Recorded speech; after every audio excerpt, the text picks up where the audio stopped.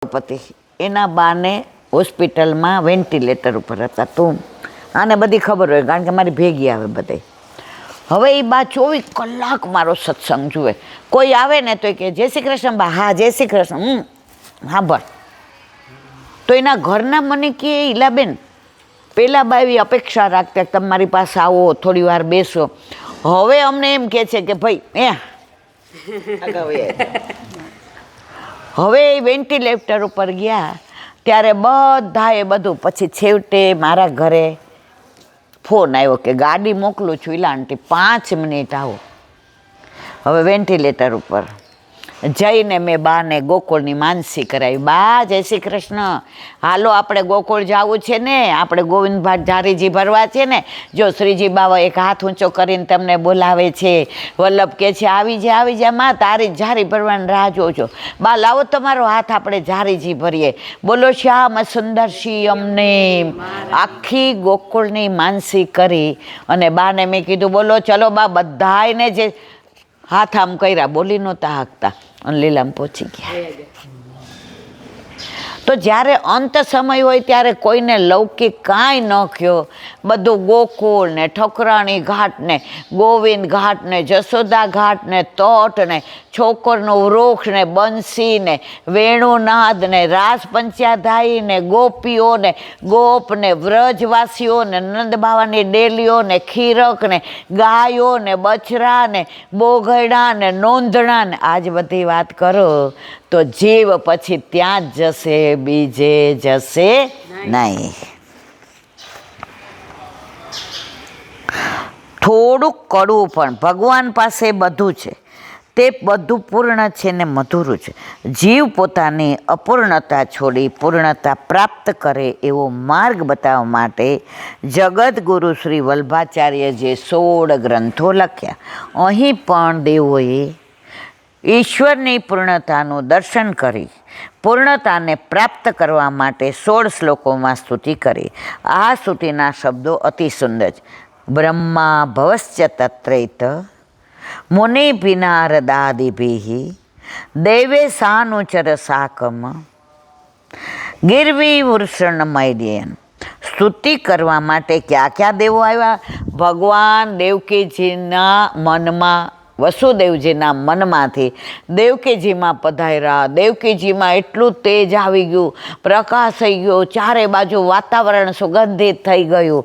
કારણ પ્રભુ પ્રાગટ્યની તૈયારી કરતા હતા. ત્યારે બધા દેવો આવીને પ્રભુને પ્રગટવા માટે સ્તુતિ કરતા હતા. એમાં કયા કયા દેવો આવ્યા? તો બ્રહ્માજી, શંકર, નારદ વગેરે મુનિઓ અને સર્વ દેવો ઉપસ્થિત છે. આ શ્લોકમાં ભગવાનના માટે વૃષણ શબ્દ વાપર્યો છે. આપણે આજ સુધી ભગવાન માટે ઈશ્વર, પરમાત્મા, પરબ્રહ્મ એવા શબ્દો સાંભળ્યા, પરંતુ વૃષણ શબ્દ આપણને નવો શબ્દ લાગે. આ શબ્દ સમજવા જેવો. વર્ષતી ઇતિ વૃષ, જે વર્ષણ કરે છે, જે કૃપાનું વર્ષણ કરે તે વૃષણ, જે કૃપા વર્ષાવે તે વૃષણ. દેવોએ વિચાર કર્યો કે અમે ભગવાનની સ્તુતિ કરીશું એટલે ભગવાનના કૃપારૂપી વાદળો અમારા પર વરસી જશે. આમ ભગવાન કૃપા દ્રષ્ટિ કરનારા હોવાથી તેમના માટે વૃષણ શબ્દ વાપરે છે. વૃષ શબ્દનો બીજો અર્થ છે ધર્મ. પેલો શું? કૃપાની વર્ષા કરવી. બીજો અર્થ શું? વૃષણ એટલે ધર્મ. દેવો ઈચ્છે છે કે ભગવાનમાં રહેલો વાસ્તવિક ધર્મ અમારામાં સંક્રાંત થાય, એટલે અમારામાં પ્રગટ થાય. માટે તેમણે ભગવાન માટે વૃષણ શબ્દનો પ્રયોગ કર્યો. સત્યવ્રતમ સત્યપરમ ત્રિસત્યમ સત્યસ્ય યોનિ નિહિતમ ચ સત્યે સત્યસ્ય મૃત્ય સત્ય નેત્રમ સત્યાત્મકમ ત્વામ શરણમ પ્રપન્ના. દેવકી માના ઉદરમાં બિરાજેલા શ્યામ સુંદર ત્રિકાળ બાધિની સત્ય સ્વરૂપે જણાય છે. દેવો સમજે છે કે જેને જન્મ અને મરણ હોય તે સત્ય નથી. આપણે બધા સત્ય નથી. જેનો જન્મ થાય એનું મૃત્યુ નક્કી છે, અને છતાંય મનોરથ કરાવે તો પેમ્પલેટ છપાવે. અમારું નામ મનોરથ કરતાઓનું નામ મોટું હોવું જોઈએ. દાન કરે એટલે દાન પેટી ઉપર લખાવે. એક વચનમાં હતું કે પંખો દાનમાં આપ્યો, 3 પાંખડા ઉપર 3 પેઢીના નામ, 3 પેઢી ફરે જ રાખે. મારા વાલા, નામ એનો નાશ છે. તમે જમણા હાથે દાન કરો તો ડાબા હાથને પણ ખબર પડવી જોઈએ નહીં. કોરોનામાં મેં એવા વૈષ્ણવ જોયા છે, મારા ઘરે ફોન કરીને કે દીકરા, આટલા વૈષ્ણવને તું આટલું ગાડીમાં પહોંચાડી આવજે, પણ મારું નામ ન આવવું જોઈએ.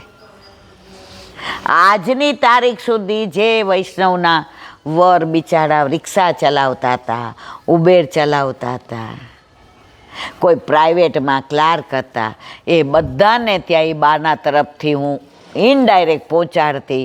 એ બાએ પોતાનું નામ આપવાનું ના પાડી હતી. તો આવા વૈષ્ણવ બિરાજે છે એટલે પુષ્ટિ માર્ગ આટલો પ્રસન્નતાથી ભૂતલ પર ફાયલો ફૂયલો છે. દેવો સમજે છે કે જેને જન્મ મરણ હોય તે સત્ય નથી, જે ભૂતકાળમાં હતો, વર્તમાનમાં છે અને ભવિષ્યમાં પણ રહેવાનો, જે અનાદિ અને અનંત તે સત્ય છે. અમને ખબર છે કે દેવકીજીના ઉદરમાં છો એટલા તમે નથી, તમારો જન્મ થવાનો છે અને તમે જન્મીને દેવકીના પુત્ર થવાના છો તે સાચું નથી. આ તો દુનિયાને દેખાડવાનો એક આભાસ છે. પ્રભુ થોડા ગર્ભમાં રહે, પ્રભુ થોડો જન્મ લે, આ તો અજન્માય, પણ મનુષ્ય તરીકે જન્મ લે એટલે મનુષ્યની બધી લીલા પ્રભુએ કરવી. આપણને જો આપણી હારે મજા આવે, આજે અહીં સિંહ આવીને સાંભળવા બેસે તો આપણે બેહીએ? હે, બકરી આવે તો કાઢીએ કે નહીં? તો પ્રભુને ખબર હતી કે આ બધાને મારે વાળવા હશે, તો આ બધા મનુષ્યને વાળવા માટે મારે મનુષ્ય બનવું પડશે.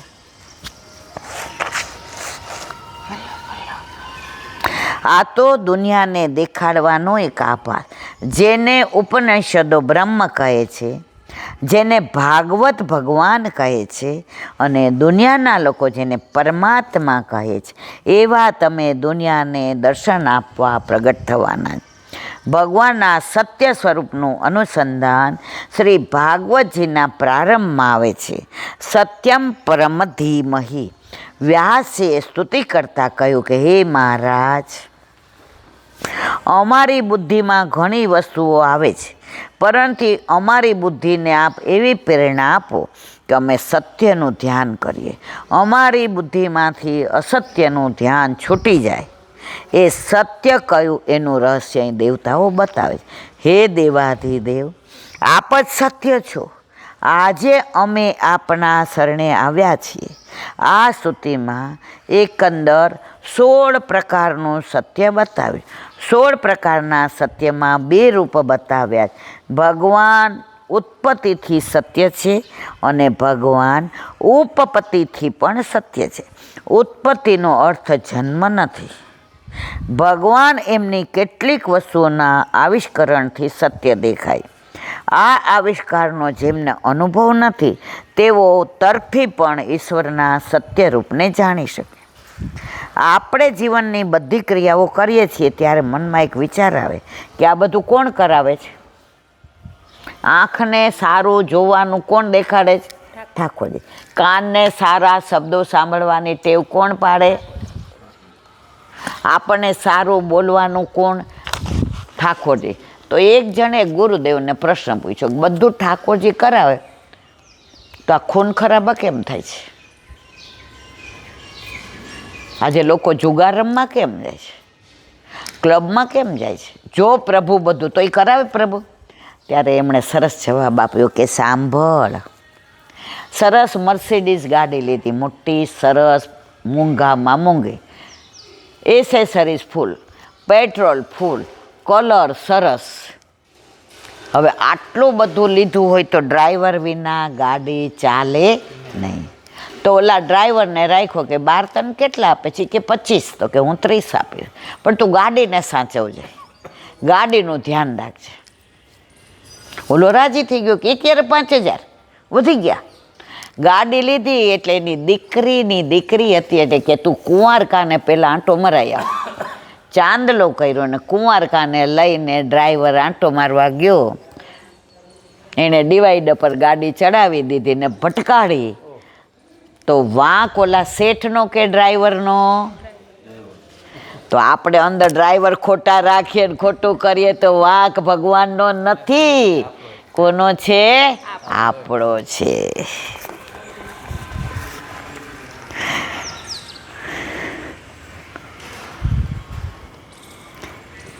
આપણે જીવનની બધી ક્રિયાઓ કરીએ ત્યારે મનમાં એક જ વિચાર આવે કે આ બધું કોણ કરાવે? એ કરાવનારનું દર્શન આપણને કેમ નથી થતું? પણ ચિત્તને અનુમાન છે કે આ બધું કરાવનાર કોઈક છે અને તે ભગવાન છે. આ ઉપપત્તિ થઈ. એ જ પ્રભુ આત્માના અધ્યક્ષ બની સાક્ષાત્કાર કરાવે ત્યારે અભિવ્યક્ત થયેલા ભગવાનનું સત્ય દેખાય. પ્રત્યક્ષમાં ઉત્પત્તિથી પરોક્ષ જણાય અને પરોક્ષમાં ઉત્પત્તિથી સત્યનો જ અનુભવ થાય છે. દેવો આ બંને રીતે સ્તુતિ કરે છે. પ્રભુ, આપ સત્યવ્રત છો. તમારું સ્વરૂપ સત્ય છે. તમારું વ્રત પણ સત્ય છે. ભગવાનનું વ્રત એટલે ભગવાનનો વ્યવહાર. અહીં વ્રતનો અર્થ ઉપવાસ વગેરે નથી. અહીં વ્રતનો અર્થ વ્યવહાર. એ ભગવાન, આપ સત્યરૂપ હોવાથી આપ જે વ્યવહાર કરો છો તે સત્ય. બીજો એવો પણ અર્થ થાય કે તમારો વિચાર અને વ્યવહાર આપણા બધાની ડ્યુએટ પર્સનાલિટી, કહીએ કાંઈ ને કરીએ કાંઈ. કોઈના વખાણ એવા મોઢે કર્યા, હા તમારા જેવું તો કોઈ નહીં, તમારા સ્વભાવ એટલે કેવું પડે, અને અંદર જઈને કહીએ જોયા કેવું ઉલ્લુ બનાવ્યા, આપણે તેને ઓળખીએ છીએ. ભગવાન કહે કે તું બીજાને ઉલ્લુ બનાવે પણ હું તને ઓળખું એવો બીજો કોઈ ઓળખે નહીં. એટલે અમારા ચોપડે તારું નામ વંચકમાં આવી ગયું, વૈષ્ણવમાંથી કાઢી નાખ્યું.